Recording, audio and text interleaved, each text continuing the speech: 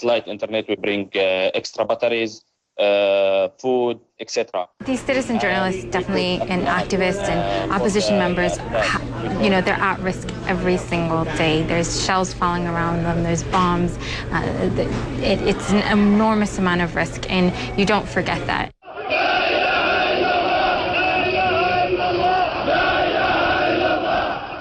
There's been a lot of hard things that we have seen, and I think early on in the conflict, maybe it was the most shocking.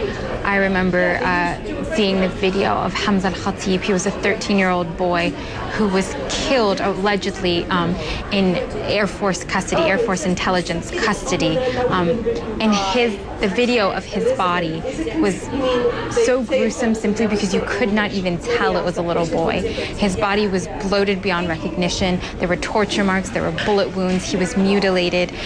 Because it was so early on in the conflict and he was a child, I think it really shocked not just Syrians, but anyone who saw it, and really made them realize the extent to which this violence could affect people.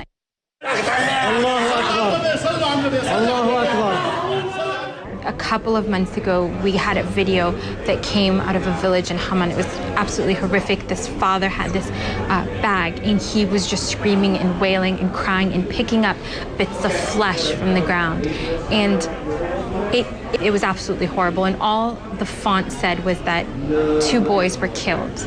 I worked to try to find out what happened, and it turned out twin boys, his twin boy sons, were killed in a rocket strike. And even though you don't see a body, because literally the bodies were decimated, it is still such a horrific image, but at least knowing what happened to that family gives them that justice.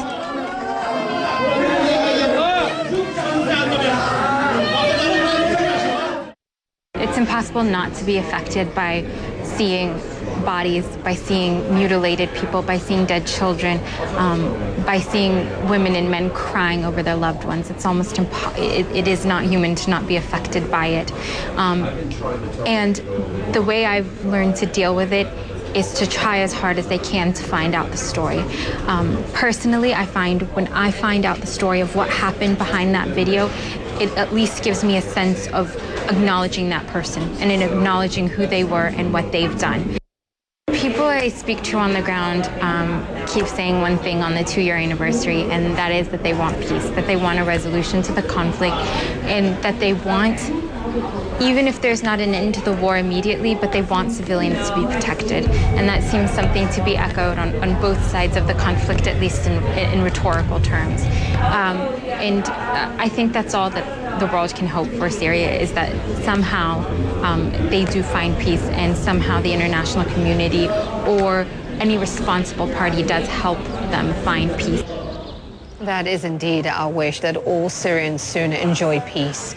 Italian sailors fighting pirates off the coast of Tanzania. It's not the next summer blockbuster, but NATO's answer to a major problem in the world's oceans. That's next on Backstory. In Namibia, experience a land of contrast. An ideal location for local and international investors. With rich natural resources, thriving industry, trainable workforce, and export concessions.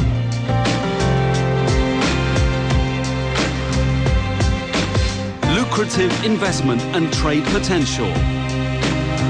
Competitive tax incentive schemes with one of the lowest credit risk ratings in Africa. A welcoming business and leisure destination. With direct international air links. Namibia, a gem worth investing in.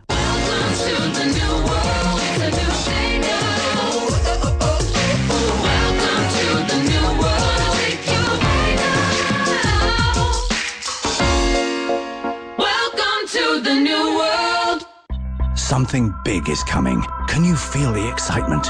Presenting Damak Towers by Paramount. Own your Hollywood lifestyle luxury hotel apartment in the Burj area, Dubai. For exclusive launch prices, visit damakproperties.com. Welcome back, everyone. Several high-tech naval ships are sailing the waters off East Africa as a part of NATO's mission to combat an age-old problem, pirates. While touring one of these ships, Sina's Nim Al-Bagher shows us the lighter side of living with no land in sight.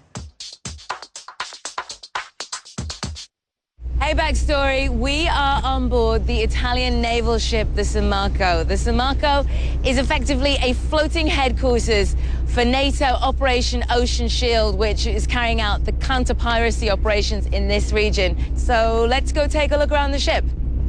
There are 320 crew members who make this 11-story ship their home. And they live on it for 7 months at a time in their missions on sea.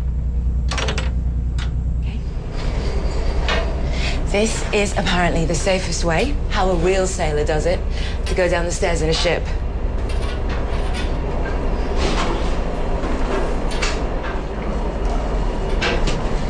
So this is where they've put the girls. There are only 12 female sailors on the ship, so they tend to keep them together. We are staying in here.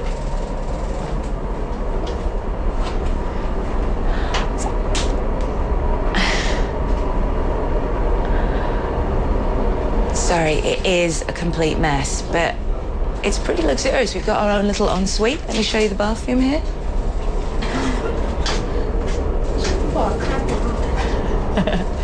And these are actually 2 bunks. So when you want some space, you push it up. Otherwise, it lives down here. All militaries mark the end of the day and the setting of the sun in their own fashion. Here on the Samarco, they mark it with a prayer as the flag is lowered and then raised again. Pronto al centro, pronto! Equipaggio, ritmo! But that's not the only tradition they have here on board. And of course, being an Italian ship, one of these traditions involves pizza.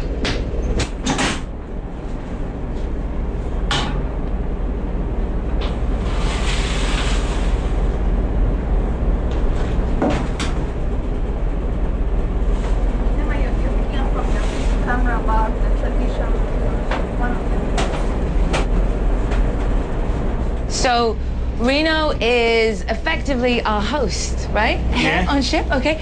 So explain to us, what is this pizza tradition? Oh, this is a very old tradition in Italian Navy. We have pizza for all the duty team at midnight, every night when